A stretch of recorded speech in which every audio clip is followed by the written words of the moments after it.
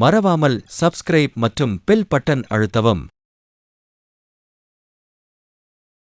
இந்த உலக வாழ்க்கை என்று சொல்வது அது ஒரு இறைவன் நம்மை வைத்திருக்கிற ஒரு தோட்டத்தைப் போல்.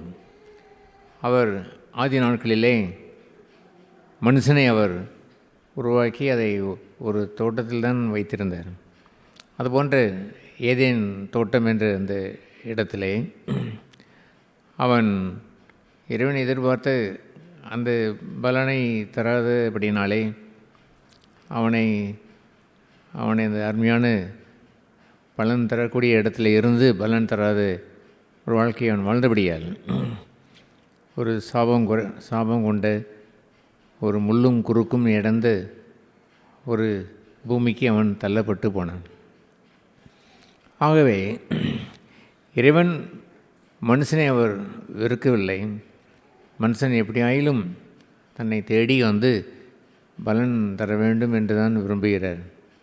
அதுபோன்று இந்த பூமிக்குரிய ஒரு வாழ்க்கையிலுமே கூட இறைவன் இயேசு நம்மை தேடி வந்தார் என்றும் அவர் நம்மை விசாரித்து மீண்டும் தம்முடைய ஏதேன் தோட்டத்தை போல் நம்மை மாற்றுவதற்கு, அங்கே கொண்டு செல்வதற்கு அவர் வந்தார். இழந்ததை மீண்டும் பெறுவதற்கே நான் வந்தேன் என்று அவர் சொன்னார். ஆகவே நாம் ஒரு கனியுள்ள ஒரு வாழ்க்கையை வாழும்படியே இயேசு கிறிஸ்துவுக்கு பிறகு இந்த பூமிக்குரிய வாழ்க்கையை பார்க்க வேண்டும்.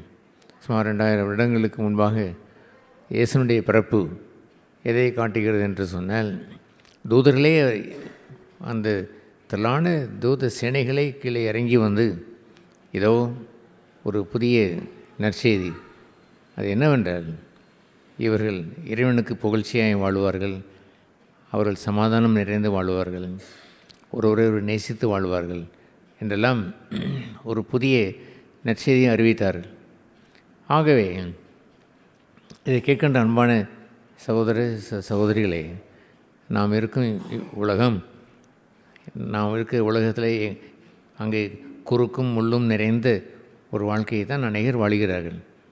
ஆனால் அதிலிருந்து நம்மை மீட்டு எடுத்து ஒரு கனியுள்ள வாழ்க்கையை, ஒரு மகிழ்ச்சியான வாழ்க்கையை தான் இறைவன் தர விரும்புகிறார். எப்படி அதை விரும்புகிறார்? நாம் எதை இழந்தோமோ அதை இழந்ததை திரும்ப பெறும்படி அவர் விரும்புகிறார். அதுபோன்று வாழ்க்கையிலே நாம் வாழும் பொழுது இப்படி ஒரு புது வருடம் என்று நாம் சொல்கிறோமே, ஒரு வருடம் முடிந்து இன்னொரு வருடத்திற்குள் உள்ளே வருகிறோம். அதை குறித்து என்ன எழுதியிருக்கிறது என்று சொன்னால், இந்த லூக்கா எழுதின சுவிசேஷம் 13ஆம் அதிகாரத்திலே இவ்வாறு கூறப்பட்டு உள்ளது. லூக்கா 13ஆம் அதிகாரம் 6ஆம் வசனத்திலே அங்கே இவ்வாறு வாசிக்கிறோம். இயேசுவானவரே அதே அவர் சொன்னார். ஒரு உவமையை அவர்களுக்கு அவர் சொன்னார். என்ன உவமை என்று சொன்னால், திராட்சை தோட்டம் என்று சொல்வது உவமையை தான் அவர் சொல்கிறார். இந்த உலகத்தை வைத்து தான் அவர் சொல்லுகிறார். மீண்டுமாய் அந்த திராட்சை தோட்டத்திலே ஒரு அத்திமரத்தை நட்டதை போல் நம்ம எல்லோரையும் அவர் நாட்ட விரும்புகிறார். ஆகவே இயேசுவானவர் நம்மை கனி கொடுக்கும் வாழ்க்கையை நாம் நாட்ட வேண்டும் என்று சொன்னால், ஒரு மிகப்பெரிய ஒரு செயலையும் செய்ய வேண்டும். அது என்னவென்றால், கெட்டுப்போன மனுஷனை ஒரு புதிய மனிதனாய் மாற்றுவதற்குத்தான் இயேசுபிரான் அந்த பாவ மன்னிப்பை தருவதற்காகவே தன் உயிரையே, தன்னுடைய ஜீவனையே கொடுக்க வேண்டியதாக இருந்தது. தன் இரத்தத்தை சிந்தி தன்னுடைய உயிரையே தியாகம் செய்து மனுஷனுக்கு பாவ மன்னிப்பையும் ரட்சிப்பையும் அருளி தந்து அவர் அந்த மனுஷனுக்கு ஒரு புது வாழ்வை தந்து இனி முதற்கொண்டு நீ வாழ்கின்ற ஒரு வாழ்க்கையிலே நல்ல கனி நிறைந்த ஒரு வாழ்க்கையை நீ வாழ வேண்டும். இழந்ததை பூமியிலேயே நீ பெற முடியும், நீ கனி கொடுத்து வாழலாம் என்று கூறி இந்த உலகத்திலே அவர் ஜனங்களை வைத்தார் என்று எழுதியிருக்கிறது. அதுபோன்று உள்ள ஜனங்கள் பாக்கியமுள்ளவர்கள் தங்களுடைய குறைகளை உணர்ந்து பாவங்கள் மன்னிக்கப்பட்டு இயேசுவின் இரத்தத்தினாலே கழுவப்பட்டு அவ்வளவு தியாகம் செய்து பெற்ற அந்த ரட்சிப்பை தாங்கள் வீணாக்கி விடாமல் அதை பெற்றுக்கொண்டு இப்பொழுது அவர் என்ன செய்கிறார்? உங்களை முள்ளும் குறுக்குமான ஒரு வாழ்க்கையை வைத்து விடாமல் உங்களை ஒரு அத்திப்பழம் அல்லது பழம் நிறைந்த ஒரு கனி நிறைந்த ஒரு வாழ்க்கை வாழும்படி உங்களை அவர் நாட்டி வைக்கிறார். இந்த பூமியில் அப்படி ஒரு புதிய வாழ்க்கை நாம் எல்லோரும் தொடங்க வேண்டும். இந்த புதிய ஆண்டிலே உங்களுடைய முள்ளும் குறுக்குமான வாழ்க்கைக்கு பதிலாய் இயேசுபிரான் தரக்கூடிய பாவ மன்னிப்பை பெற்றுக்கொண்டு மீண்டுமாய் இந்த பூமியிலே முள்ளும் குறுக்கு பதிலாய் கனியற்ற வாழ்க்கைக்கு பதிலாய் கனியுள்ள வாழ்க்கை வாழ வேண்டும் என்ற ஒரு ஆச்சரியமான ஒரு புதிய தொடக்கத்தை இயேசுபிரான் தொடங்கி வைக்கிறார். அதுபோன்ற வாழ்க்கையிலே இந்த உலகத்திலே நாட்டப்படுகின்ற நீங்களாயிருந்தாலும் நானாயிருந்தாலும் ஒன்று தான். இன்னொரு பகுதியை இயேசுபிரான் சொல்லும் பொழுது தம்முடைய சபையை குறித்து சொன்னார். அவருடைய தோட்டம் என்று சொல்லும் பொழுது பிதாவினுடைய தோட்டத்தில் நாட்டப்படாத எவனும் என்று சொன்னார். அது ஒரு அவருடைய சபையை அவர் குறிப்பிடுகிறார். ஆகவே நீங்கள் இயேசுபிரானை நீங்கள் இரட்சகராய் ஏற்றுக்கொண்டு நீங்கள் பாவம் மன்னிக்கப்படும் பொழுது நீங்களும் பிதாவினுடைய பிள்ளைகளாக மாறீர்கள். அவர்கள் தேவனுடைய பிள்ளைகள் என்று அழைக்கப்படுகிறார்கள். அதுபோன்று மாறினவர்களை அவர் என்ன விரும்புவார்? அவர்கள் நாட்டப்பட்டு அவர்கள் முள்ளான வாழ்க்கையிலிருந்து கனியுள்ள வாழ்க்கையை வாழ வேண்டும் என்று தான் விரும்புகிறார். கனியுள்ள வாழ்க்கை என்று சொல்வது இந்த வேதத்திலே ஆவிக்குரிய கனிகள் என்று அன்பு, சந்தோஷம், அன்பு சந்தோஷம், சமாதானம், சாந்தம், இச்சையடக்கம் என்று சொல்லுகிற தயவு, பொறுமை என்றெல்லாம் நீடிய பொறுமை என்று சொல்லுகின்ற அற்புதமான தெய்வத்தினுடைய குணங்கள். அதையெல்லாம் மனுஷனுக்குரிய குணமாய் கொஞ்சம் வைத்து கொள்ளலாம். ஆனால் நிரந்தரமாய் அந்த கனியுள்ள வாழ்க்கை என்று சொல்வதெல்லாம் தெய்வம் தருகின்ற அந்த அவருடைய தோட்டத்தில் பெறுகின்ற ஒரு வாழ்க்கை. ஆகவே அதுபோன்ற ஒரு கனியுள்ள வாழ்க்கைக்காக இறைவன் அநேகரை அவருடைய சபையிலே வைத்து கனி கொடுக்க வேண்டும் என்று விரும்புகிறார்.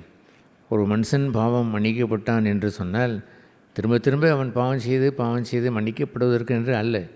அதைத்தான் சில புறஜாதி மக்கள், அந்த கிறிஸ்தவம் அல்லாதவர்கள் தவறாய் அதை பேசுவது உண்டு.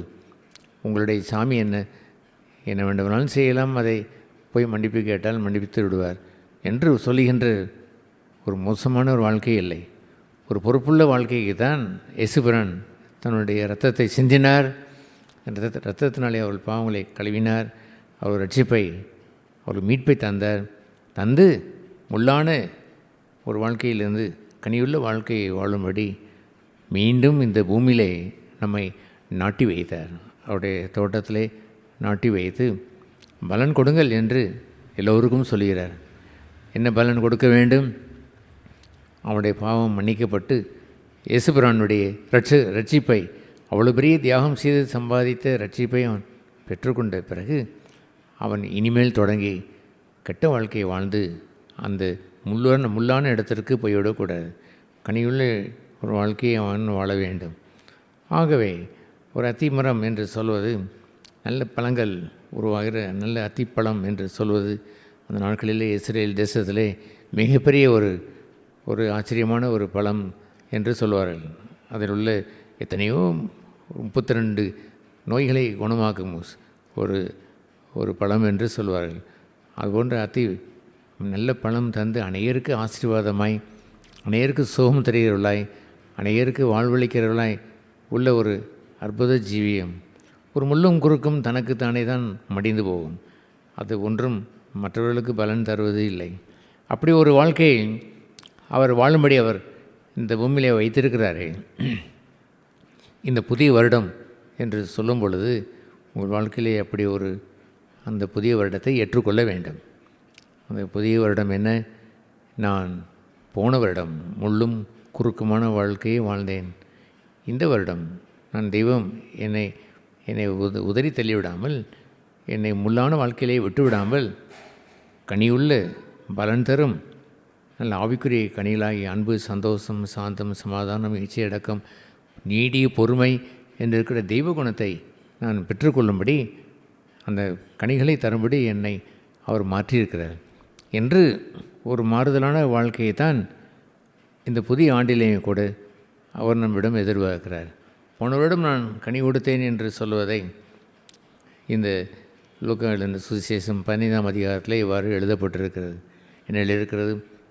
பிதாவினுடைய தோட்டத்தில் நாட்டப்பட்டவர்கள் எவர்களோ அவர்கள் அவர்கள் அவர்கள் மிகுந்த கனிகளை கொடுக்கும்படி இறைவன் அந்த தோட்டத்தை சுத்தம் பண்ணி அவர்களுக்கென்று கனி கொடுக்குவதற்கு உதவி செய்கிறார். எல்லா வகையிலையும் உதவி செய்கிறார். எப்படி உதவி செய்கிறார்? வேத புத்தகம் தந்திருக்கிறார், நல்ல ஜெப வாழ்க்கையை தந்திருக்கிறார். இறைவனிடத்திலே போய் அப்பா பிதாவே எனக்கு உதவி செய்யும் என்று கேட்கக்கூடிய அந்த நெருக்கத்தை அவர் கற்றுக் கொடுத்திருக்கிறார். சகலமும் கொடுத்து உரமிட்டு அந்த பிதாவானவர் சுத்தம் செய்து கனி கொடு என்று சொல்லும் பொழுது மிகுந்த கனிகளை கொடுக்கிறார்கள். பின்பு அதிக கனிகளையும் கொடுப்பார்கள். ஏராளமான அபண்டன் நல்ல பூர்ணமான கனிகளையும் அவர்கள் கொடுக்கும்படி தான் அவ்வாறு அதை செய்கிறார். ஆனால் அவ்வாறு கனி கூடாத ஒரு வாழ்க்கையை அவர் சொல்லும் பொழுது, ஒரு கொடி திராட்சை செடியிலே இருந்து கனி கொடுக்காமல் போய்விட்டது என்றால் என்ன செய்ய முடியும்? அந்த கொடியை இறைவன் தான் ஒட்ட வைக்கிறார் அந்த செடியோடு. ஆனால் கனி கொடுக்காத வாழ்க்கையை வாழுகின்ற ஒரு மக்களை இறைவன் அழித்து போடுகிறார் என்றே எழுதியிருக்கிறது. இறைவன் அவர்களை பாராமுகமாய் விட்டுவிடுகிறார். அவர்களை தன்னுடைய தோட்டத்திலிருந்து எடுத்து போடுகிறார். அதை பிடுங்கி அந்த கனி விடாத அந்த கொடியை அந்த அந்த விழுந்ததை அறுத்து அதை காய்ந்ததை கொண்டு போய் எரித்து போடுவார்கள் என்று சொன்னார். அது வாழ்க்கையினுடைய கடைசி ஒரு முடிவோ உலகத்தினுடைய ஒரு கடைசி முடிவாகவோ அது இருந்திருக்கக்கூடும். இதை கேட்குற அன்பான சகோதர சகோதரிகளே, உங்களுடைய வாழ்க்கையிலே ஒரு இன்னொரு வருடம் வந்திருக்கிறதே பாருங்கள். அது எதற்கென்று கீழே எழுதியிருக்கிறது. அந்த கனி கொடுக்கிற அந்த வாழ்க்கையை வைத்து அந்த 13ஆம் அதிகாரத்திலே அதிலே அந்த அத்திமரத்திலே கனியை தெய்வம் தேடினார் என்று எழுதியிருக்கிறது. ஒரு மனுஷனை எதற்காக அவர் நாட்டி வைத்தார்? அவனுடைய பாவங்களை மன்னித்தார், அவனுக்கு பாவ மன்னிப்பை தந்தார், இலவசமாய் தந்தார். அவனை அந்த அறிக்கை செய்தாலே போதும். அவன் ஒன்றும் பரிகாரம் செய்ய வேண்டியதில்லை. அவரே நமக்கு அவருக்கு ரேன்சம் என்று சொன்னால் நமக்கே அவர் பரிகாரமாய் மாறி அவர் இலவசமாய் பாவ மன்னிப்பை தந்தார். எதற்கென்றால் மீண்டும் உங்களை அந்த முள்ளுள்ள இடத்திலிருந்து பிரித்து கனியுள்ள வாழ்க்கையை வாழ வேண்டும் என்று தன்னுடைய தோட்டத்தில் நாட்டி வைத்தார். கனி கொடுக்க விரும்புகிறார் என்று சொல்கின்ற ஒரு பகுதியை உங்கள் உலகத்தில் ஒரு மனுஷனும் அவர்கள் எதிர்பார்க்க மாட்டார்கள். தெய்வம் எதிர்பார்க்கிறார். உங்கள் வீட்டிலே எவ்வளவோ சண்டை போடுகிறீர்கள், பொய் சொல்கிறீர்கள், கோவப்படுகிறீர்கள், எரிச்சல் அடைகிறீர்கள், காமவிகாரம் கொள்கிறீர்கள், எத்தனையோ கலகம், போட்டி, பொறாமை என்றெல்லாம் உள்ளத்திலே வைத்து நீங்கள் வாழும் பொழுது தெய்வம் ஒருவர் தான் நீங்கள் கனி கொடுக்க வேண்டும். நீங்கள் தெய்வத்தின் பிள்ளைகளாய் மாறி தெய்வத்துக்கென்று நல்ல கனிகளை கொடுக்கிற அத்திப்பழத்தை போல் நிறைய கனிகளை கொடுக்கும்படி உங்களை நாட்டி வைத்திருக்கிறேனே என்று விசாரிப்பார். அவ்வாறு விசாரித்து ஒருவேளை போன வருடம் முழுவதும் தோல்வியாகி போய்விட்டது, எனக்கு வழக்கம் போலவே எனக்கு அமவிகாரம், வழக்கம் போலவே எனக்கு பொய் சொல்லுதல், வழக்கம் போலவே எனக்கு ஆத்திரங்கள், கோபங்கள், உலகத்திற்கு பின்னால் ஓடுகின்ற பண ஆசைகள், சண்டைகள், சச்சரவுகள், பிரிவினைகள் என்றெல்லாம் நீங்கள் வருவதை நீங்கள் காணும் பொழுது இறைவன் அங்கே எழுதியிருக்கிறது. அவர் கனிகளை தேடி வந்தார் என்றும் ஒன்றையும் காணவில்லை என்ற நிலை சிலருக்கு வருவது உண்டு. போன வருடம் கனியை கொடுக்கவில்லை என்று சொல்கிற ஒரு வரும்பொழுது இங்கே என்ன எழுதியிருக்கிறது தெரியுமா? இங்கே சொல்லியிருக்கிறது என்னவென்றால், பல வருடம் ஆகிவிட்டது, 3 வருஷங்கள் கூட தாண்டி போய்விட்டது, ஆனால் ஒன்றையும் கனி கொடுக்கவில்லையே. ஒவ்வொரு வருடமும் கனி கொடுத்திருக்க வேண்டும். இப்பொழுது பாருங்கள், கனி கொடுத்ததை போல் தோன்றியது. இப்பொழுது 3 வருஷமாய் கனி அது கொடுக்கவே இல்லை. என்ன செய்யலாம்? இதை போய் வெட்டி போடு என்று அந்த தோட்டக்காரன் வந்து சொல்கிறான். உடனே தோட்டத்தை விசாரிக்கிற இயேசு பெருமான் அவர் பிதாவினிடத்திலே வேண்டிக் கொண்டு, கொஞ்சம் பொறுங்கள், இந்த வருஷமாவது இருக்கட்டும் என்று அந்த 8வது வசனத்திலே வாசிக்கிறோம். இது இந்த வருஷமும் இருக்கட்டும் என்று அவன் கொடுக்கிறாரே, அதுதான் புதிய வருஷம். இந்த புதிய வருஷத்தில் நீ முன்பே கனி கொடுத்திருந்தால் மிகுந்த கனிகளை கொடுக்கும்படி இறைவன் விரும்புகிறார். கனியே கொடுக்காமல் பழையபடியே நீங்கள் முள்ளும் குறுக்குமான வாழ்க்கையை நீங்கள் வாழ்ந்திருந்தால் இறைவன் இந்த வருஷத்தையும் உங்களுக்கு கொடுத்துருக்கிறார். இந்த வருஷத்திலாவது மாறுவான், இந்த வருஷத்திலாவது இந்த கெட்ட பழக்கத்தை விட்டு விடுவான், இந்த வருஷத்திலிருந்தாவது இவன் தெய்வத்தை தேடி வருவான், இந்த வருஷத்திலிருந்தாவது அவனுடைய போட்டி அவன் பொறாமை மாறும், அவனுடைய காம விகாரம் எல்லாம் இந்த வருஷத்திலிருந்து ஒளிந்து போய்விடும், இந்த வருஷத்திலாவது அவன் நேர்மையாக நடப்பான் என்றெல்லாம் அவர் இயேசு பெருமான் நமக்காக வேண்டி புது வருடத்தை தருகிறார். ஒரு புது வருடம் பிறப்பது என்று சொல்வது ஒரு ஆச்சரியமான ஒரு பங்காய். ஒரு வேளை வெளியே நாம் கொண்டாடி மகிழலாம். அதை விட கொண்டாட்டம் என்னவென்றால், இறைவா என்னை அழித்து போடாதபடி, என்னை பிடுங்கி போடாதபடி, வேரோடு இந்த கொடியை அறுத்து எரிக்கிறவனுடைய இடத்துல கொண்டு போய் போட்டு விடாதபடி, வெட்டி போடாதபடி இந்த புதிய வருடத்தையும் இந்த ஒரு வருஷத்தை கொடுத்திருக்கிறீரே, இந்த வருடம் நான் இறைவனுக்கென்று நல்ல கனி கொடுப்பேன். ஒரு மனுஷன் காமவிகாரம் இல்லாமல் பரிசுத்தமாய் வாழ்ந்தால் நான் தெய்வத்திற்கு கொடுக்கின்ற கனி. ஒரு மனுஷன் பொய் சொல்லாமல் வாழ்ந்தால் அவன் தெய்வத்திற்கு கொடுக்கின்ற ஒரு கனி.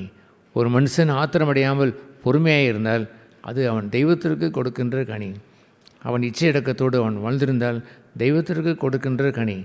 அவன் எப்பொழுதுமே தன்னை சாந்தமாய் வைத்து கொண்டு வாழியுடன் இருந்தால் அவன் தெய்வத்திற்கு கொடுக்கின்ற கனி. ஆகிய இறைவனுக்கென்று தருகின்ற ஒரு கனி என்று சொல்வது உங்கள் வீட்டை ஆசீர்வதிக்கும், உங்களையும் ஆசீர்வதிக்கும், உங்களையும் ஆசீர்வதிக்கும், உங்கள் வீட்டையும் ஆசீர்வதிக்கும். அதனுடைய முடிவு என்னவென்றால் தெய்வத்திற்கு கனி கொடுக்கிற வாழ்க்கை அவன் பெற்றுக்கொண்டான் என்பதுதான். ஆகவே ஒரு புதிய வருடத்திற்குள் வந்திருக்கிற நாம், அந்த புதிய வருடம் அந்த ஆரம்பத்தினுடைய முதல் வாரம், இது 6ஆம் தேதி, முதல் வாரத்திற்குள் பிரவேசித்திருக்கிற நாம் என்னுடைய பொறுப்பை உணர்ந்து இந்த வருடத்திலாவது கனி கொடுத்து வாழ வேண்டும், தெய்வத்திற்கு கனி கொடுத்து வாழ வேண்டும். முள்ளும் குறுக்குமான வாழ்க்கையை தானே வாழ்ந்தேன், இனி வருங்காலத்திலே நான் இருக்கிற இடத்திலே என்னுடைய பெற்றோர்களுக்கு கனி கொடுக்க வேண்டும், என்னுடைய பிள்ளைகளுக்கு நான் கனி கொடுத்து வாழ வேண்டும், என்னுடைய சபையிலே கனி கொடுத்து வாழ வேண்டும், என்னுடைய உற்றார் உறவினர் மத்தியிலே கனி கொடுத்து வாழ வேண்டும், என்னுடைய போக்கிலும் வரத்தில் இருக்கக்கூடிய இந்த தெருவிலே, இந்த கொடுநரில் இருக்கக்கூடிய இந்த ஜாகிர் ஹுசைன் தெருவாக இருந்தால் என்ன, அல்லது அன்னை தெரசா நகராக இருந்தால் என்ன, எங்கே இருக்கிறேனோ அங்கேயெல்லாம் நான் கனி கொடுத்து வாழ வேண்டும் என்று வாழ்வதற்காகவே தெய்வம் இந்த வருடமும் இருக்கட்டும் என்று நம்மை வைத்திருக்கிறார். பாருங்கள், நாம் ஒருவரும் மரித்து போகவில்லை, இருக்கிறோம். இந்த வருடம் நம்ம வைத்திருக்கிறார். ஒரே காரணம் இறை வாழ்க்கையை வாழ வேண்டும் என்பதுதான். கெட்ட வாழ்க்கையை ஒளிந்து, பழைய துன்மார்க்கம் ஒளிந்து, நீதி உள்ள பக்தியுள்ள ஒரு வாழ்க்கையை வாழ இறைவனும் எல்லோருக்கும் அருள் புரிவாராக. மறவாமல் சப்ஸ்கிரைப் மற்றும் பெல் பட்டன் அழுத்தவும்.